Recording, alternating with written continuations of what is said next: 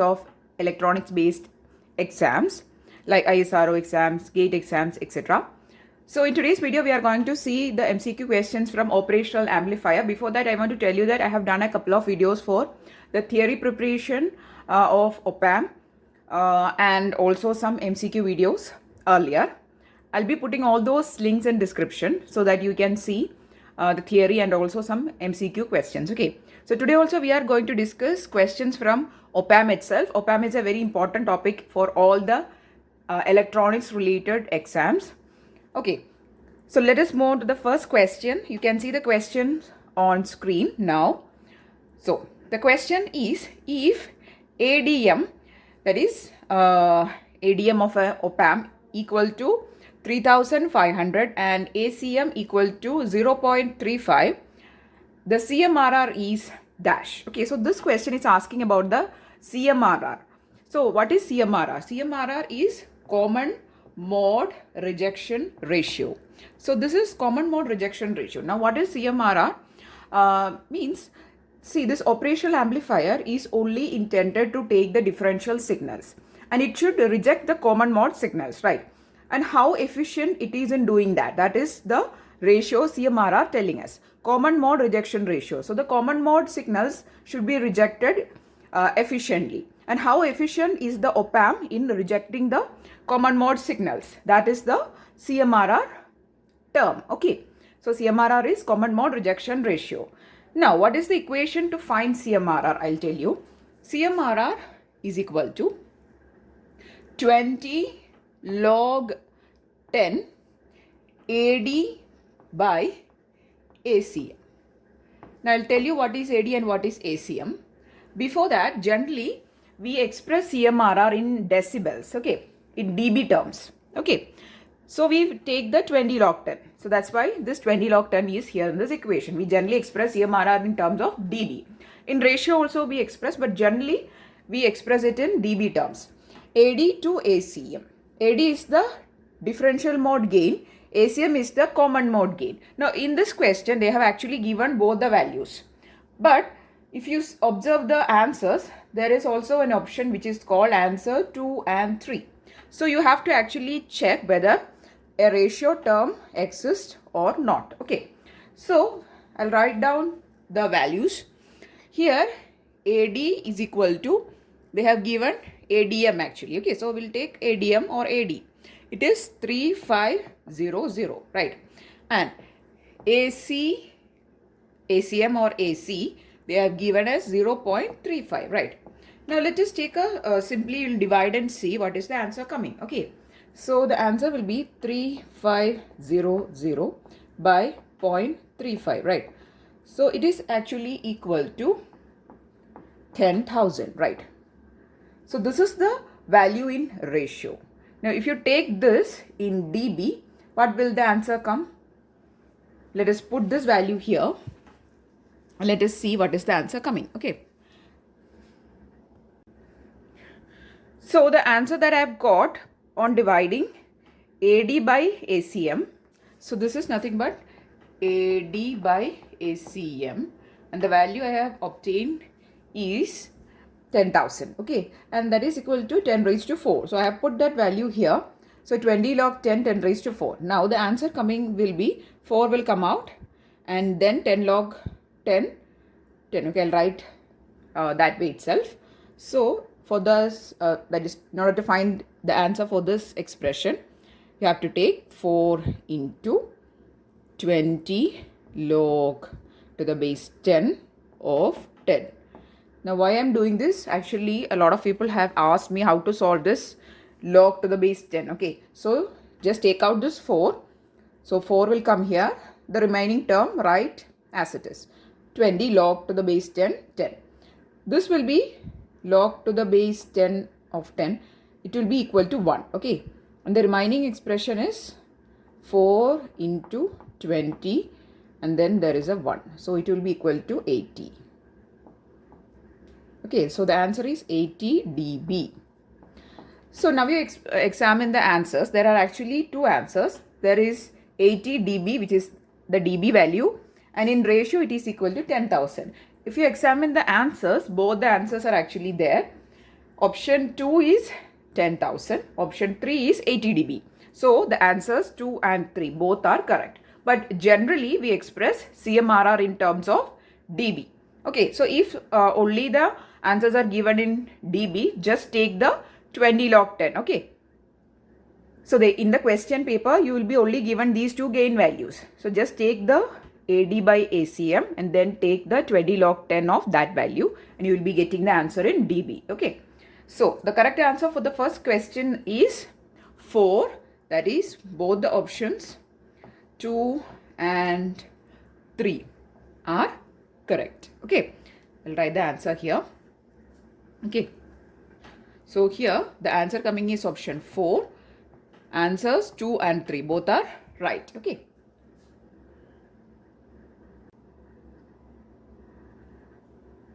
The second question is the output of a particular op-amp increases. The output of a particular op-amp increases 8 volt in 12 microseconds. The slew rate is dash. Now, slew rate means the rate of change of voltage with respect to time. Okay. Slew rate is given by the expression SR, that is slew rate, is equal to maximum value of dV out of t by dt.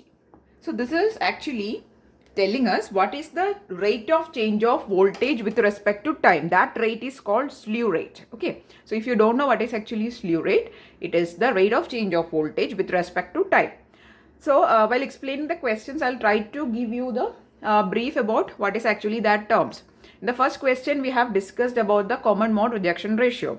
So if you know what is actually an op-amp, it is a operational amplifier and it is intended to take only differential mode signals and it amplifies the differential signals or the difference values. Okay, that is actually it doing.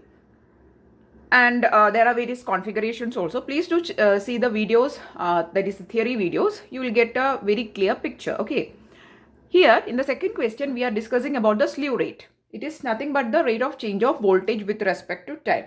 Here in the question, they are saying that there is a change of 8 volt in 12 microseconds. So what you have to do is you have to divide the, here actually the change is given. It is increased by, or it increases by 8 volt. So we have been given the change of voltage. Okay. So this is nothing but the change in voltage. And this is the change in time. See, differential voltage in differential time. So it is the change in voltage and the change in time. We have to divide that change. Okay. But in the question directly they have given the change itself. Okay. So there is an increase in 8 volt in 12 microseconds. So you have to simply divide 8 by 12 microseconds. Okay. So this is the value we require. Okay. So the unit is volt per microsecond itself.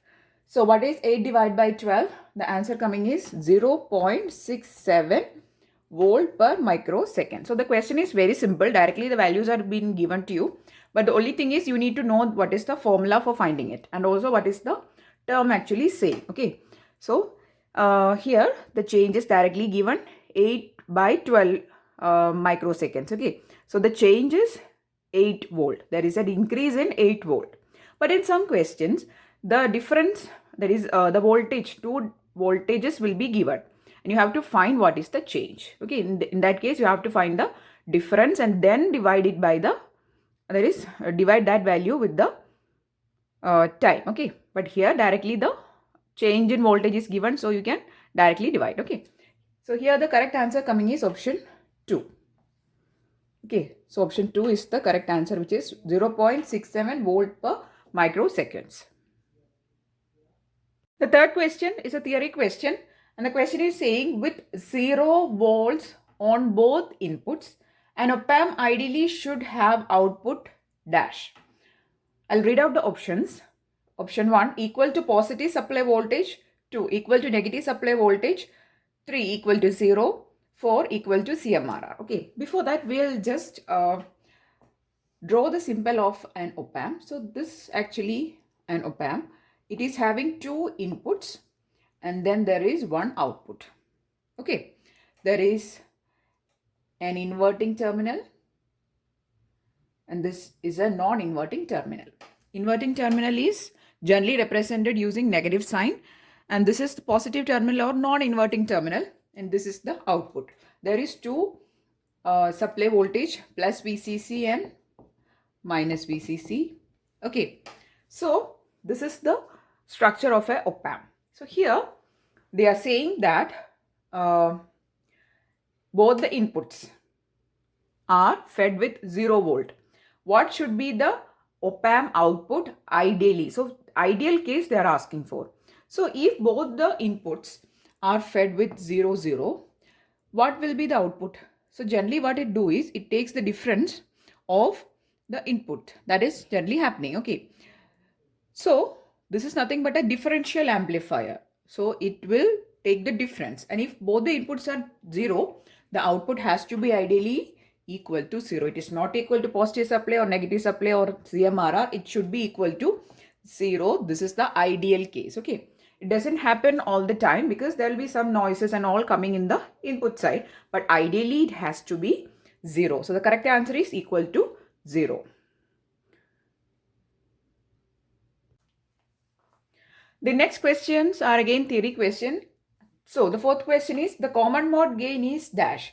1 very high, 2 very low, 3 always unity, 4 unpredictable. So as we have discussed in the beginning itself, this is op-amp or operational amplifier, and it is nothing but a differential amplifier itself, and its aim is to take the differential mode signals, not the common mode signals.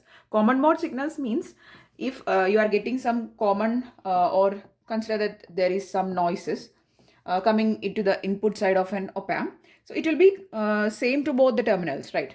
Both the terminals, and this will be a noise, and it should reject these type of common mode signals or noises. Okay, so the common mode gain should be very low. So the correct answer is 2. Okay, so the common mode gain of an op-amp is designed to be very low.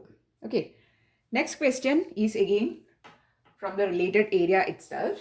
The fifth question is the differential gain is dash. So the differential gain should be high because it should take the differential mode signals, and the differential gain should be very high. The options are 1 very high, 2 very low, 3 dependent on input voltage, 4 about 100. So it should be very high. The correct answer is option 1 is the correct answer. Okay. The next question is for an op-amp with negative feedback, the output is dash.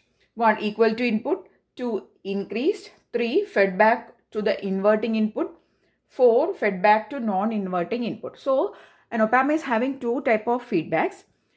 There is positive feedback and then there is negative feedback. Positive feedback means you are actually taking the output to the positive terminal. So just connecting the output to the positive terminal, and it is a feedback signal, right? So this is called a positive feedback, where in the case of a negative feedback, simply you are going to take the output to the inverting terminal. Okay, so this is the inverting terminal, and you are going to connect the output as a feedback signal to the inverting input terminal, and this is called a negative feedback. Okay, so this is done in positive feedback and negative feedback. So here the question is about a negative feedback, which is nothing but connecting your output to the inverting terminal, and the correct answer is option 3 is the correct answer. Okay, so here you are going to connect the output to the inverting terminal. Okay, so this is a negative feedback, and the correct answer here is 3. Okay, so these are the set of questions that we are discussing in this video. So from today onwards, we'll be continuing this series of all the competitive exam preparations for electronic subjects. Specifically, we'll be taking different topics like Zener diodes, tunnel diodes, then network related topics. All the important topics of electronics will be covering as MCQ videos. Okay, so we'll discuss some questions from all those areas, and I'm really hoping that it will be useful for you. If yes, please like the video and share the videos with your friends. And if you want more videos, please don't forget to subscribe to the channel. Thanks for watching and keep on watching.